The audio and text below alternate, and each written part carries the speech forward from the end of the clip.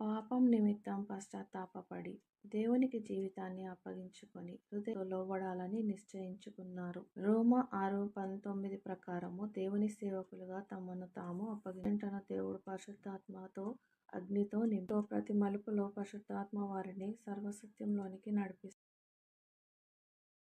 అనేక సందర్భాల్లో దేవుడు జంటకు తనను దేవుడు తనను కుటుంబ యజమానిగా నియమించాడని భర్త గ్రహిస్తాడు. ఏ దయ్యం ఈ క్రైస్తవ కుటుంబాన్ని తాకడానికి, అటాక్ చేయడానికి పిల్లలలో నివసిస్తుంది?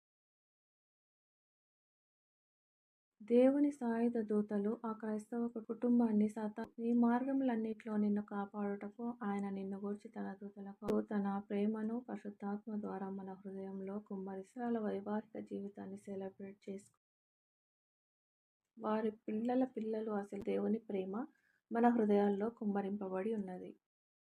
ప్రేమలో నడవడం లేదనే సత్యాన్ని మీకు తెలియజేస్తుంది. ఎందుకంటే వారి హృదయాలు కఠినంగా 9:8 మరియు వ్యభిచారం నిమిత్తమే తప్ప తన భార్యను విడనాడి మరి తను పెండ్లిచారం చేయొచ్చు. విడవబడిన దానిని పెండ్లి చేసుకుని వాడు వ్యభిచారం చేయుచున్నాడని మీతో చెప్పుచున్నానని